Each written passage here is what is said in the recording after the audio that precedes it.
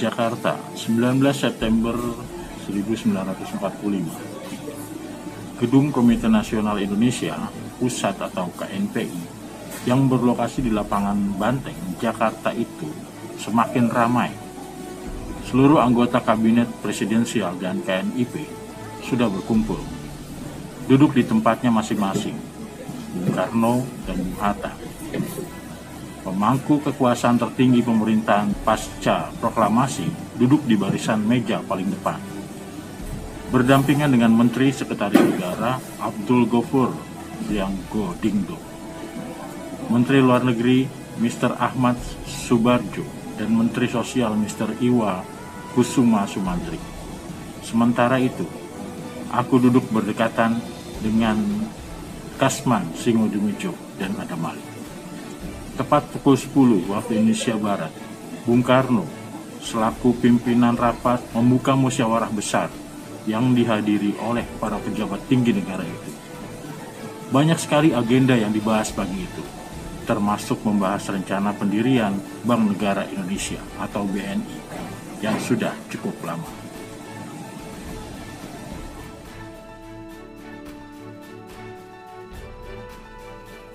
Termasuk yang diusulkan oleh Mr. Margono. Tapi yang menjadi agenda paling penting dalam rapat kabinet dan KNIP itu adalah soal pelaksanaan rapat umum di lapangan IKADA yang digagas oleh Komite Aksi untuk memperingati 1 bulan kemerdekaan Indonesia. Saat ini lapangan IKADA sudah menjadi lautan manusia. Mereka datang dari berbagai wilayah, susul-menyusul tanpa berhenti. Kata Ketua Komite Aksi tegas. Menurut petugas lapangan, jumlah mereka lebih dari 300.000 orang. Perkataan pemuda yang duduk di barisan meja nomor 2 itu membuat semua orang di gedung KNIP kaget. Tidak ada yang menyangka jika massa yang datang di lapangan IKADA akan sebanyak itu. Jika rakyat yang berkumpul di lapangan IKADA sebanyak itu, sebaiknya rapat umum itu dibatalkan saja, kata Bung Karno dengan wajah tegang. Perkataan Bung Karno membuat anggota rapat terpecah menjadi 2 golongan. Satu golongan menghendaki agar rapat umum di lapangan IKADA itu tetap dilaksanakan, demi menjaga kepercayaan rakyat kepada pemerintah. Sementara golongan yang lain sepakat dengan Bung Karno untuk membatalkan acara yang sudah digagas oleh Komite Aksi sejak 2 minggu sebelumnya. Alangkah baiknya jika rapat umum itu tetap dilaksanakan. Rakyat sudah menunggu Bung Karno sejak subuh, tukas seorang anggota Komite Aksi. Rapat umum itu akan menjadi jalan pemerintah mendapatkan kepercayaan penuh dari rakyat. Selain itu, pelaksanaan rapat umum di lapangan IKADA itu menjadi sangat penting karena dihadiri oleh rakyat yang sangat besar jumlahnya. Menunjukkan bahwa rakyat Indonesia benar-benar mendukung kemerdekaan Indonesia yang diproklamasikan pada 17 Agustus tahun 1945. Bung Karno diam. Sekali, 2 kali.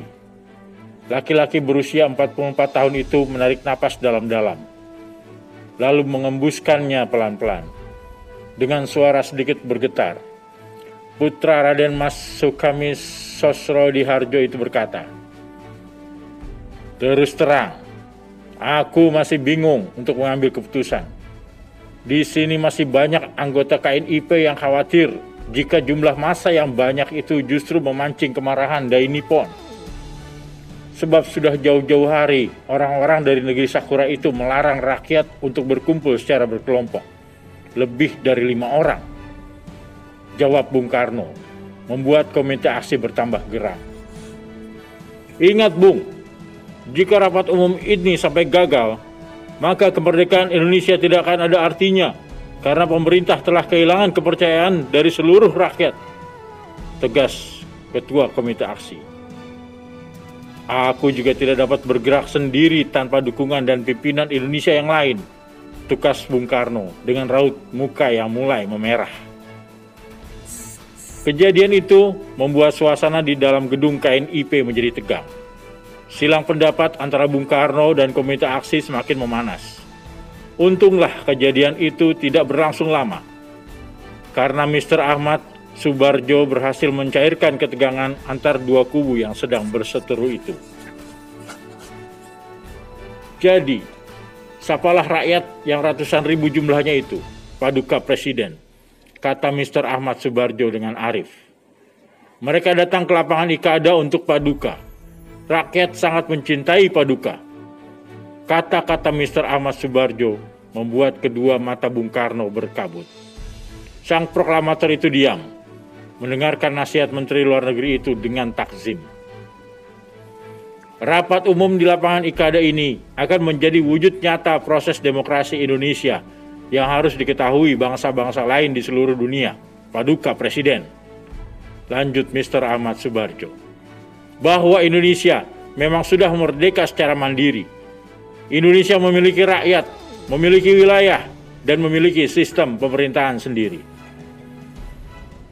Tidak hanya Bung Karno dan Bung Hatta yang mengangguk-angguk kepala, tapi hampir semua orang yang ada di gedung KNIP itu ikut manggut-manggut mendengar perkataan Mr. Ahmad Soebardjo. Pukul 16 waktu Indonesia Barat, Bung Karno mengambil sikap tegas. Sebagai presiden, tak baik baginya hanya berpangku tangan, membiarkan rakyat menunggu tanpa kepastian. Dengan suaranya yang lantang, Bung Karno berkata tegas di depan anggota kabinet presidensial dan KNIP. Saudara-saudara menteri yang ada di sini, dengarkanlah keputusanku. Saat ini, aku akan pergi ke lapangan Ikada untuk menenteramkan rakyat yang sudah berjam-jam lamanya menunggu keputusanku. Oleh karena itu, siapa saja di antara saudara-saudara menteri yang ingin ikut dipersilahkan. Tapi bagi saudara-saudara menteri yang ingin tetap tinggal di sini juga diperbolehkan. Tak lama setelah Bung Karno memberikan pernyataan itu, beliau langsung menutup rapat kabinet dan KNIP yang sudah dilaksanakan sejak 17 September tahun 1945 itu. Hasilnya, seluruh anggota kabinet presidensial dan KNIP sepakat ikut bersama Bung Karno hadir di lapangan Ikada. Sayang, perjalanan ke lapangan Ikada itu tidak berjalan mulus. Sesampainya di lokasi, aku melihat rakyat Indonesia yang berada di tengah lapangan dikepung rapat oleh tentara Dai Nippon yang bersenjata lengkap.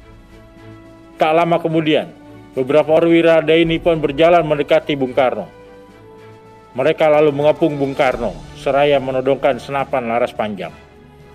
Orang-orang berbadan tegap dan menyandang pedang samurai di pinggangnya itu meminta agar Bung Karno segera membubarkan massa yang ratusan ribu jumlahnya itu. Saat itu Bung Karno dengan tegas menolak permintaan Dai Nippon. Dia mengatakan, jika langkah para pemimpin Indonesia dihalangi, maka hal itu justru akan menyulitkan tentara Dai Nippon sendiri, karena harus menghadapi amuk massa yang banyak jumlahnya. Tentara Dai Nippon itu tetap berkeras hati meminta Bung Karno tidak menemui rakyat di lapangan Ikada.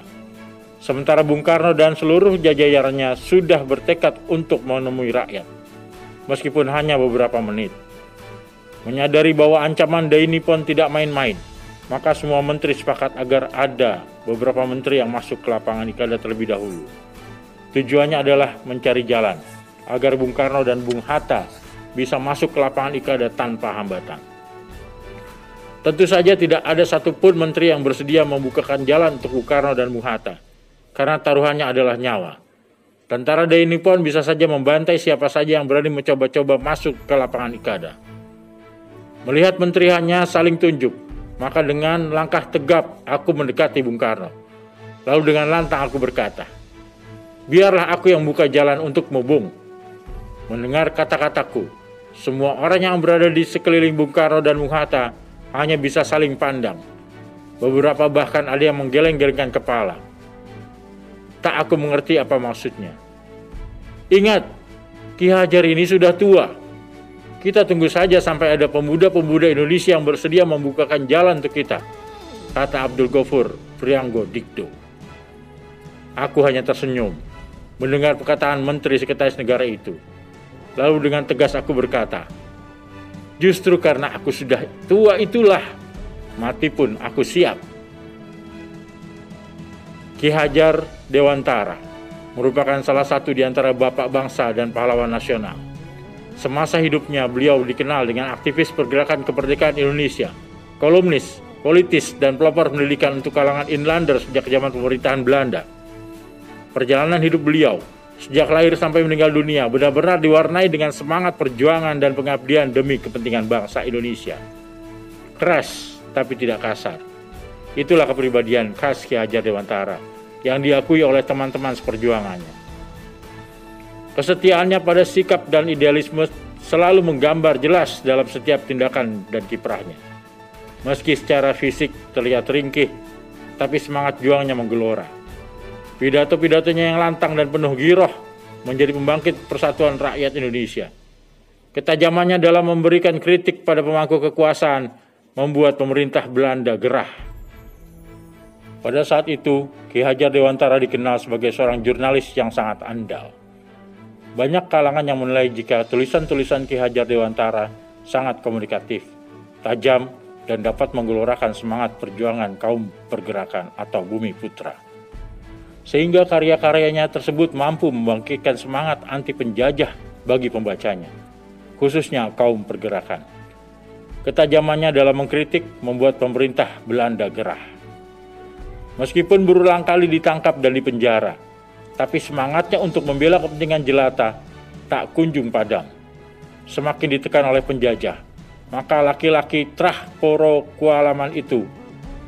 Alaman itu akan semakin keras menyatakan permusuhan dengan bangsa kolonial itu. Pada saat Indische Partei, partai politik yang didirikan bersama Dois Dekker dan Cipto Mangunkusumo, dibredel oleh pemerintah Belanda pada tahun 1912. Dia tidak kehilangan asa. Justru hal itu membuatnya semakin berani mengolok-olok komunitas rambut pirang yang saat itu menjadi pemangku kekuasaan di tanah leluhurnya. Kekesalan-kekesalan putra Pangeran Soeharto pada Belanda itu juga banyak dituangkan melalui tulisan-tulisannya di majalah The Express, Midun Java, Utusan Hindia, Kaum Muda, Cahaya Timur, dan Pusara. Saat pemerintah penjajahan bermaksud merayakan kemerdekaan negerinya di Indonesia, Santri Haji Sulaiman Abdurrahman itu juga menyampaikan kritikan pedas, sehingga membuat telinga Gubernur Jenderal Belanda panas. Dalam artikel yang diberi judul As Ik een Nederlander was, siswa Gagastovia ini mengungkapkan betapa tidak malunya orang-orang Belanda merayakan kemerdekaannya dengan memakai uang rakyat yang hidup di negeri jajahannya. Keseriusannya dalam membela kepentingan jelata juga tercermin saat dengan beraninya Ki Hajar Dewantara mengirim surat kepada Ratu Belanda, meminta agar pasal 11 Undang-Undang Government Hindia Belanda rentang larangan orang-orang Inlander mendirikan partai politik dihapus. Sebagai akibat dari sikapnya yang berani itu, pemerintah Belanda menangkap dan mengasingkan Ki Hajar Dewantara ke negeri Belanda 6 tahun. Di tanah asing itulah Ki Hajar Dewantara secara tekun mendalami masalah pendidikan dan pengajaran.